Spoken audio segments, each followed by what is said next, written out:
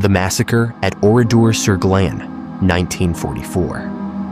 A warm summer afternoon settled over the quiet French village of Oradour-sur-Glane on June 10, 1944.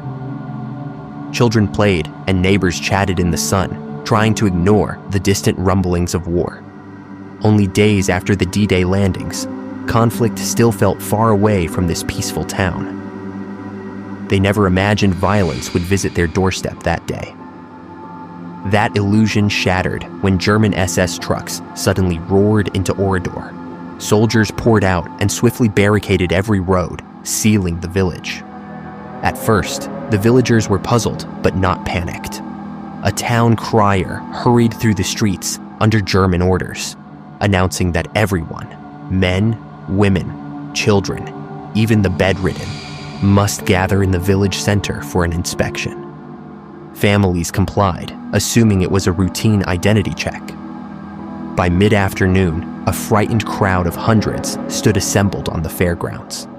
Black uniformed SS men with rifles encircled them, cutting off any hope of escape. Villagers glanced at the ring of soldiers. The Germans' faces were stony and unreadable. Then the Waffen-SS commander barked an order. The men were forcibly separated from the women and children. Sons were wrenched from mothers, husbands torn from wives, as armed troops pushed the two groups apart. The roughly 190 men were marched at gunpoint into a handful of barns and garages. "Hand over your weapons," an SS officer demanded, accusing the villagers of hiding arms for the resistance. Bewildered, the men insisted they had no weapons. Oradour had no partisan activity at all. When nothing was surrendered, the Germans moved to the next phase of their deadly plan. In one stone barn, dozens of men stood in anxious silence. Among them was 18-year-old Robert Ebris, his heart pounding. Without warning, a machine gun burst tore through the ranks of prisoners, deliberately aimed low to cripple rather than kill outright. Robert felt a hot punch of pain as he was knocked to the ground amid collapsing bodies. The barn erupted in screams. The SS fired ruthlessly until the pile of men stopped moving, then doused the wounded and dead with gasoline. Moments later, they ignited the barn. As flames whooshed up the walls, Robert lay buried under fallen comrades. He held his breath and feigned death while fire licked at his clothes and acrid smoke filled his lungs. Meanwhile, more than 400 women and children were herded into the village church of St. Martin, a stout stone building that now became a prison. Mothers tried to soothe crying babies. Grandmothers clutched little ones close. Among them was Marguerite Ruffanche, a 46-year-old villager who held her two daughters tightly. The heavy wooden doors were slammed shut, locking everyone inside. Suddenly, an explosion thundered through the church. The SS had set off an incendiary device near the altar. The blast blew out the stained glass windows in a shower of colored glass and filled the sanctuary with thick, black smoke. Ears ringing, Marguerite was thrown to the floor. Panic erupted as flames burst forth near the altar. Coughing and terrified, women and children rushed toward a small side door in hopes of escape. Their combined weight broke it open, briefly flooding the church with daylight. That moment of hope was short-lived. As a few prisoners stumbled out, SS soldiers waiting outside opened fire. Bullets ripped through the doorway, cutting down those trying to flee. Marguerite's eldest daughter was struck and collapsed at her feet. Marguerite dropped beside her dying child, sobbing in helpless despair. All around, mothers and children were being mowed down. The church had become a slaughterhouse. In the chaos, grenades were hurled through the windows, and further explosions tore through the panicked crowd. Shrapnel and flames wrought even more carnage inside the smoke-choked sanctuary. Marguerite realized escape was her only chance. She lay still among the motionless bodies and pretended to be dead, scarcely daring to breathe. After what felt like an eternity, the gunfire outside finally ceased. The only sounds were crackling flames and the faint whimpers of the dying. But the SS had one final cruelty in store. They piled straw and wood among the pews and bodies and set them ablaze. A roaring fire engulfed the church, turning it into an incandescent furnace. Marguerite felt searing heat, her skin scorched as she pressed herself to the cool stone floor. Her younger daughter was nowhere to be seen in the inferno. A thought that nearly broke her. Summoning the last of her courage, Marguerite decided to risk an escape. Through the thick smoke, she spotted a stepladder used to light the altar candles. Inch by inch, she dragged it beneath a shattered window at the back of the church. With a silent prayer, Marguerite climbed up and squeezed herself through the opening. She tumbled out of the high window, dropping 10 feet into the bushes below.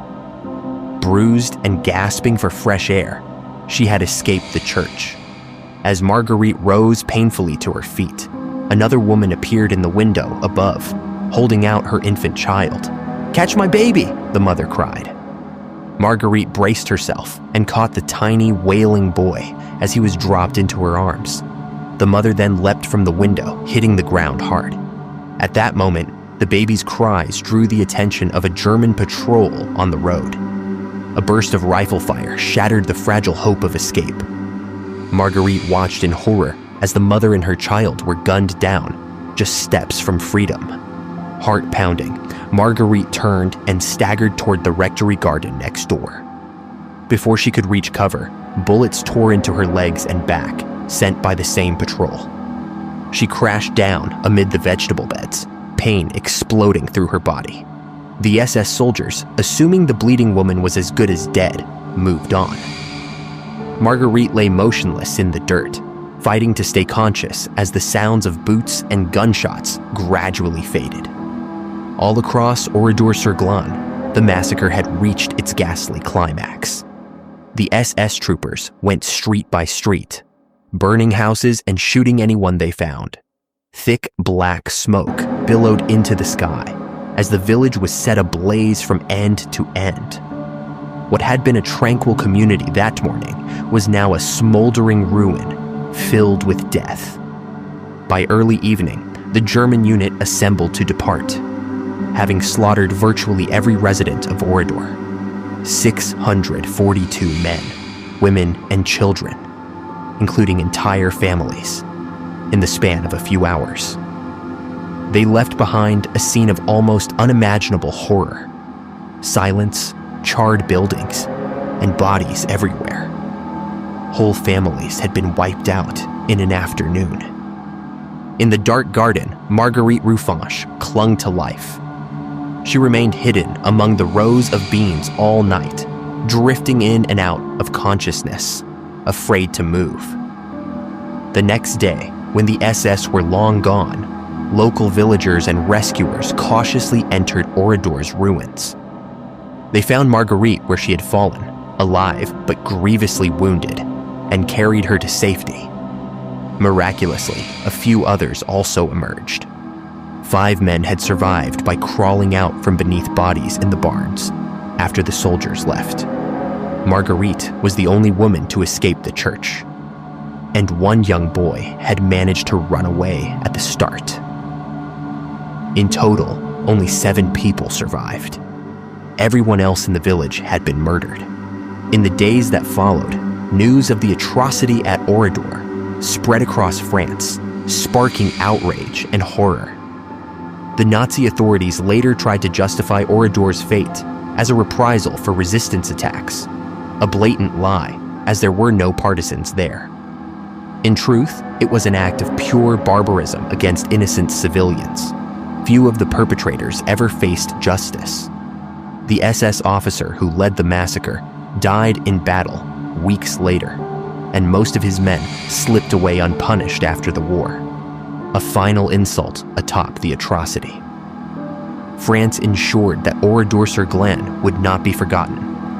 The village's ruins were left in place as a permanent memorial, preserved exactly as the Germans left them. To this day, visitors can walk among the crumbling walls, rusted cars, and melted church bells of the martyr village, where time stopped on that terrible June afternoon. Marguerite Roufange recovered from her injuries and spent the rest of her life bearing witness to what she saw, carrying the weight of that day until her death in 1988. The massacre of Oradour-sur-Glane remains one of World War II's most haunting tragedies. A bright summer day ended in unimaginable bloodshed, an entire village wiped out in hours. Today, the silence in Oradour's ruins is deafening, a stark reminder of human cruelty in war. In the empty streets where laughter once rang out, only echoes of that horror remain, urging all who visit. Remember,